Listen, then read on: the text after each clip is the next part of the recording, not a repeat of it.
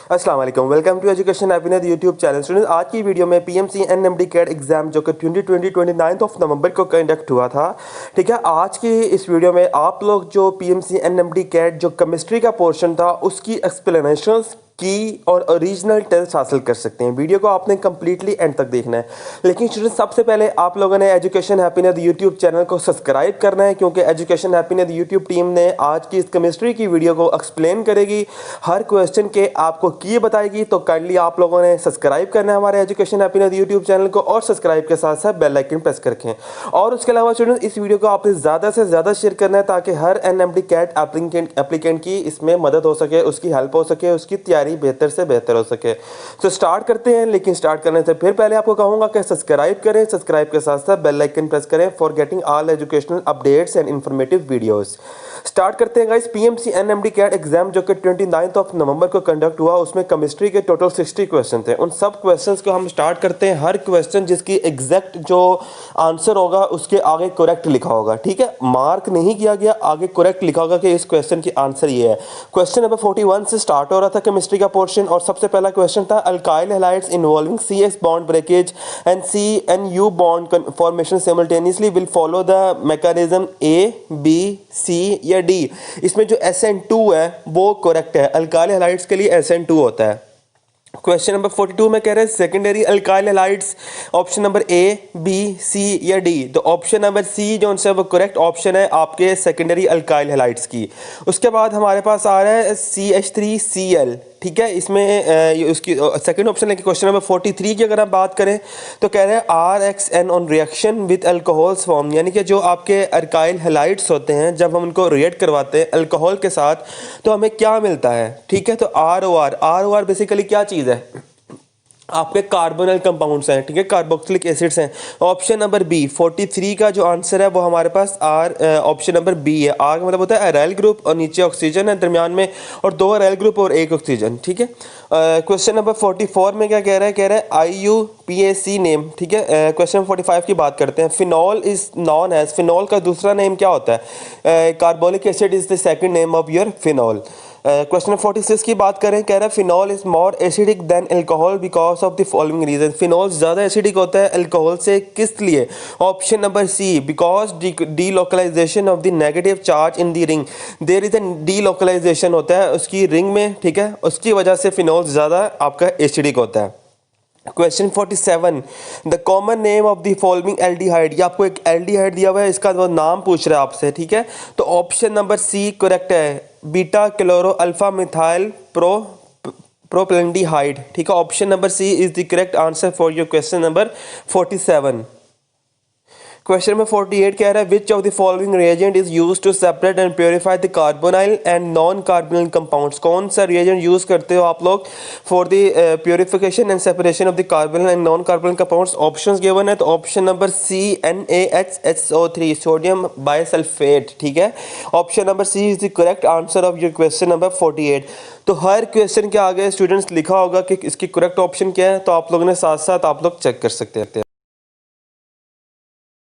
उसके बाद question number 49 कह रहा है secondary alcohol is the product of reduction of which. जब हम किसकी रिडक्शन करें तो हमें सेकेंडरी अल्कोहल मिलता है। ठीक है, option different option number A, B, C या D। तो option number B is the correct answer of your question number 49। Question 50 which of the following is strongest acid. सबसे ज़्यादा कौन सा स्ट्रॉन्गेस्ट एसिड है। डिफरेंट एसिड गिवन है, propanoic acid है, trichloroethanoic acid. Option number C is the correct answer of your question number 50। 51 hydrolysis of acyl chloride results in the formation. जब हम hydrolysis करते हैं एसाइल क्लोराइड की तो हमें क्या मिलता है, कार्बोक्सिलिक एसिड मिलता है। ये आपके और ज़्यादातर सारा पोर्शन आप लोगों का केमिस्ट्री का ऑर्गेनिक केमिस्ट्री में से आया था। Question 52 the exact reactivity order for the carboxylic acid derivative. सबसे ज़्यादा रिएक्टिव क्या होता है, तो ऑप्शन नंबर डी सबसे ज़्यादा रिएक्टिव एक्रेलिक एसिड होते हैं, फिर एनहाइड्राइड होता है, और फिर ईस्टर होता है। Option number D is the correct answer of your question number 52। Question 53 based on the physiochemical properties proteins में बी क्लासिफाइड। प्रोटीन्स की क्लासिफिकेशन का नाम क्या होता है, सिंपल प्रोटीन्स, कंपाउंड या कॉम्प्लेक्स। यहाँ पे कॉम्प्लेक्स लिखा नहीं हुआ, लेकिन इसका आंसर 53 का option number C complex proteins. Question number 54. Based on the function, thyroxine can be classified as hormonal proteins, structure proteins, transport proteins and genetic proteins. Question 54 का correct answer है option number A hormonal proteins. Question 55 कह रहा है I asparaginase enzymes has been used for the treatment of किस चीज़ की treatment के लिए use करते हैं? Blood cancer हो तो हम लोग ये वाले enzymes use करते हैं. Option number B correct answer. Question 56 potassium rubidium cesium react with oxygen to form which types of oxides? Superoxide is the correct answer of your question number 56. Question 57 magnesium reacts with nitrogen. जब हम magnesium को nitrogen के साथ react करवाते हैं तो हमें क्या मिलता है? हमें मिलते हैं Mg3N2. Option number B is the correct answer of your question number 57.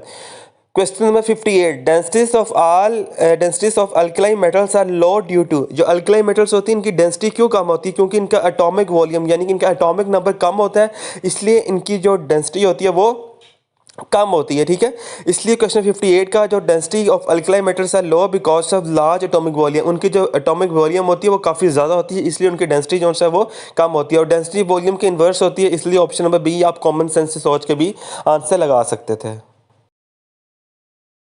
Question number 59. In third series of transition elements, paramagnetic behavior is maximum for the Mn-2. Chromium का ज़्यादा होता है, टाइटेनियम का ज़्यादा होता है, जिंक का. ऑप्शन नंबर ए क्रोमियम का third series of transition element paramagnetic behaviour सबसे ज़्यादा होता है, chromium. Question number 60. Electronic configuration chromium की क्या होती है? अगर उसका प्रोटॉन नंबर 24 आपको गिवन है, अच्छी बात है आपको प्रोटॉन नंबर गिवन था, तो ऑप्शन नंबर सी जो है वो उसकी करेक्ट इलेक्ट्रॉनिक कॉन्फ़िगरेशन है. ये आपका SPDF कॉन्फ़िगरेशन से क्वेश्चन था. The transition elements which does not show variable valency copper Sc chromium. जो जिंक होता है ये अपनी ट्रांजिशन एलिमेंट, एक ऐसा ट्रांजिशन एलिमेंट जो अपनी वेरिएबल वैलेंसी को शो नहीं करवाता. Question number 62. Select the organic compound which belongs to arene family. Arene family आपकी बेंजीन को कहा जाता है, बेंजीन का दूसरा नेम है. तो option number D C6H6 is the correct answer. Question number 63. The type of the isomerism existing in a compound of molecular formula C2H6O. Functional group, position group, chain या metamerism. ठीक है, तो option number A functional group जो होते हैं वो ऐसे आइसोमेरिज्म्स होते हैं जिनका मॉलिक्यूलर फार्मूला C2H6O से स्टार्ट होता है. ठीक है, तो 63 का आंसर है ऑप्शन नंबर ए.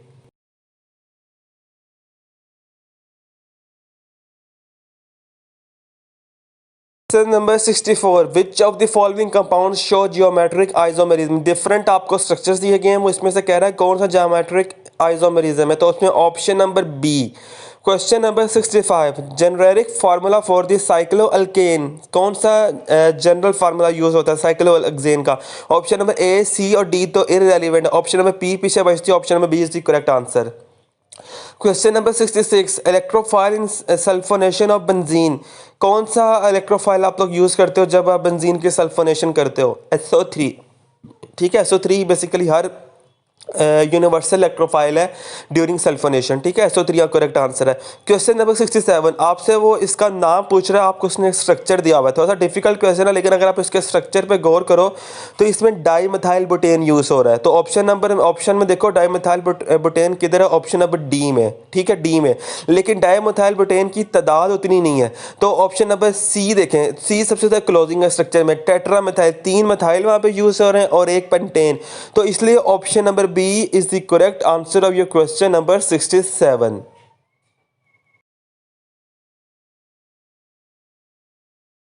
नंबर 68 कह रहा है acetophenone can be formed by which of the following reaction of benzene. Benzene की जब हम क्या करें तो एसिटिफिनॉन बनता है. Acetylation is the correct answer कि जब हम इसकी बेंजीन की एसिटाइलेशन करते हैं तो हमें एसिटिफिनॉन मिलता है. क्वेश्चन 69 कह रहा है कि अल्केन्स जो से होते हैं ईच कार्बन हाइब्रिडाइजेशन. जो sp3 होता है ये ट्रिपल बॉन्ड, ये आपका होता है सिंगल बॉन्ड होते हैं. sp2 डबल बॉन्ड होता है. sp जो होता है वो ट्रिपल बॉन्ड होता है. तो वो यहाँ पे आपको पूछ रहा था अल्केन का, वो सिंगल बॉन्ड होते हैं, तो sp3 करेक्ट आंसर है क्वेश्चन नंबर 69 का.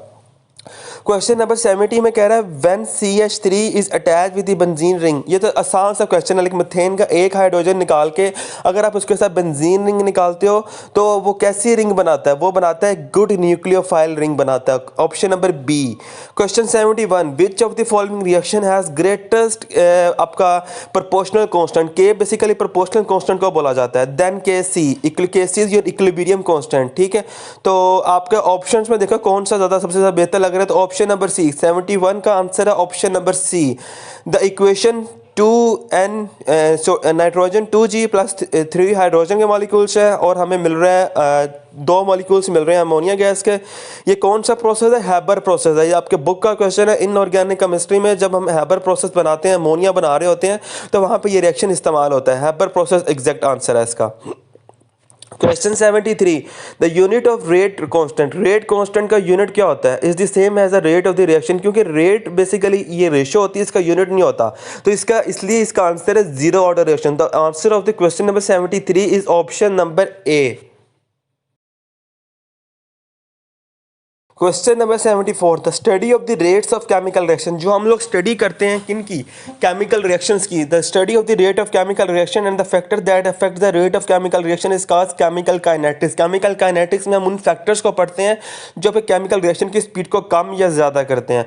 For the reactions A products when the concentration of the A doubles the rate of reaction. जब आप कंसंट्रेशन को डबल करते हो तो रेट ऑफ रिएक्शन पे उसका क्या फर्क पड़ता है? The rate of reactions for time which means the second order reactions. Question 75 का आंसर है second order reactions. Question 76 for which of the following order of reaction rate of reaction is inversely proportional to the concentration reaction.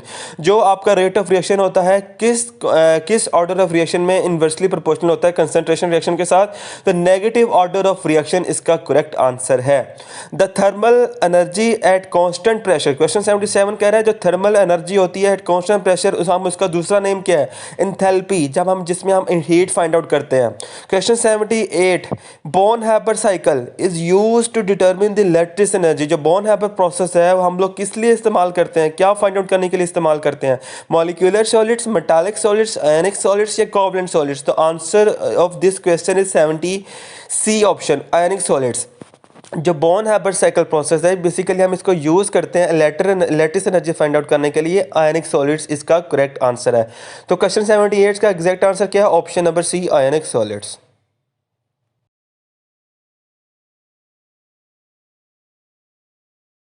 Question number 79 1 calorie is equal to 1 calorie किसके बराबर होती है? 4.1। बहुत सारे students ने 4.18 kilo जॉल कर दिया था। नहीं, किलो नहीं, जॉल इसका यूनिट है। 4.18 करेक्ट इसका आंसर है ऑप्शन नंबर बी क्वेश्चन 79 का। Question number 80 the oxidation state of the sulphur in the H2O3। आपको H2O3 किया है और वो कह रहा है सल्फर की ऑक्सीडेशन नंबर फाइंड आउट करना है, तो option number D +2 is the correct answer. The common oxidation number of the halogens. जो हैलोजेंस होते हैं इनकी ऑक्सीडेशन नंबर क्या होता है? इनका ऑक्सीडेशन नंबर होता है -1। ठीक है, ग्रुप 7A से बिलोंग करते हैं।